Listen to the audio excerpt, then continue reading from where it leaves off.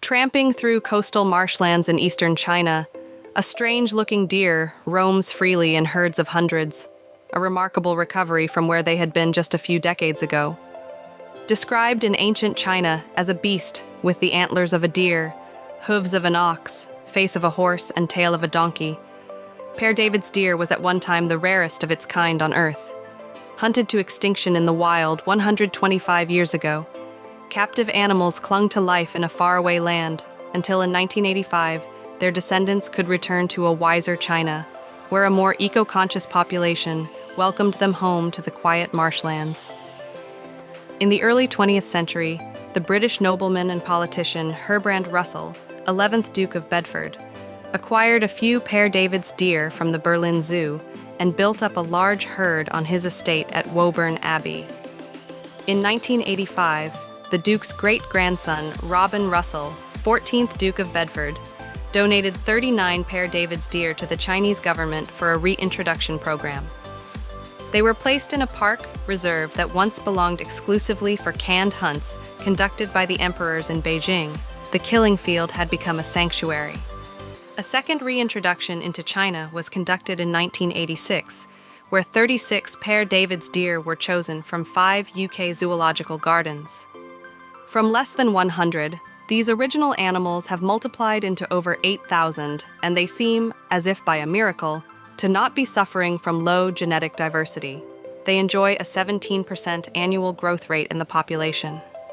Today, all of the deer that roam China are descended from Russell's herd, and across China's many elk sanctuaries, like Tianzhu and Dafeng, dozens of square miles of pristine habitat are protected to preserve this incredible animal.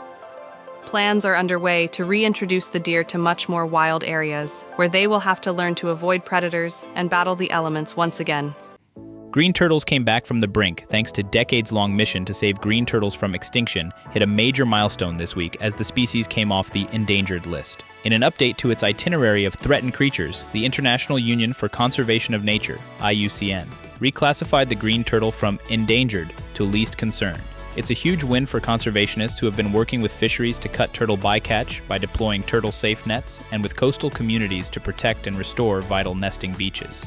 The reclassification offers hope at a time when more species are being added to the IUCN's Red List. This is a major win for turtle conservation and proof that coordinated action can reverse populations at risk of extinction, said Christine Madden of the WWF, which has led efforts to save the species. From the BBC comes a story of intrepid and dedicated scientists who has spent decades working in China's mountain forests in an effort to protect and understand one of the nation's most amazing animals. The golden snub-nosed monkey is revered alongside the giant panda as national treasures of Chinese wildlife, yet this couldn't protect them from logging and hunting that followed in the wake of Mao's Cultural Revolution. Members of this subspecies, located in the UNESCO-listed Xunyongjia Mountains of Hubei province, were the subject of an intense study by Professor Yang Jingwang, a research ecologist who arrived in these mountains in 1991. For Yang, the golden snub-nosed monkey was Jane Goodall's chimpanzees. By the time Yang arrived in Xunyongjia, the population had collapsed to just 500 or so individuals across 6 family groups. Years of illegal logging as a form of subsistence living had reduced the forest coverage in the mountains to 63%. But before Yang could protect the animals, he had to first learn to understand them. With his research colleagues, he began striking out into the newly created Xunyongjia Forest Reserve to study these incredible animals. The monkeys were at first so wary of humans that Yang and his team had to stay half a mile away to be able to just observe the monkeys in their habitat.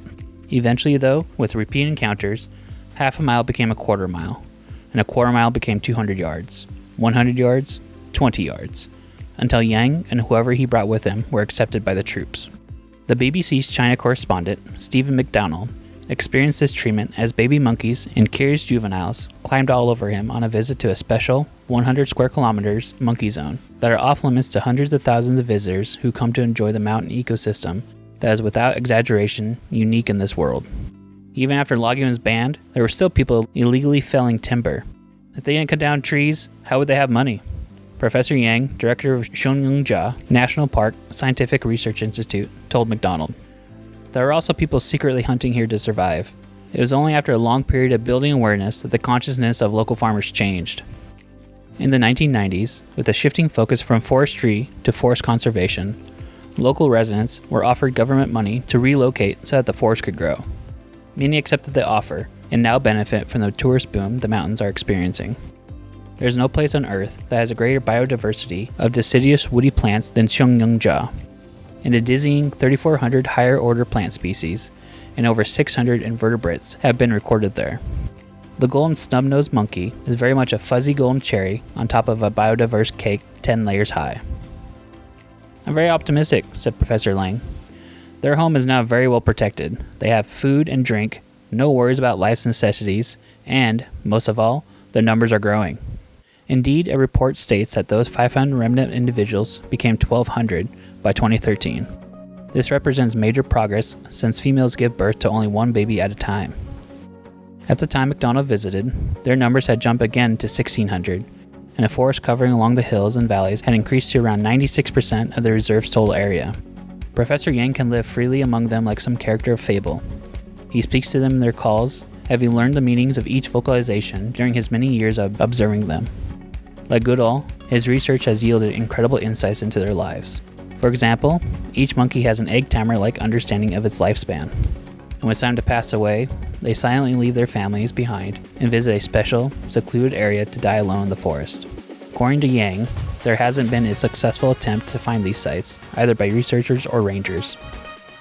Yang's institute estimates that the monkeys will come to number 2,000 individuals in Xiongnyungjia sometime over the next 10 years, a testament to the magnificent outcomes conservation can provide, providing there's someone in the right place at the right time to make the effort to make a difference. If you'd like more daily doses of positive news, please subscribe to my channel.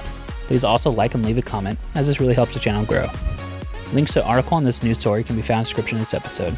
Thank you for watching.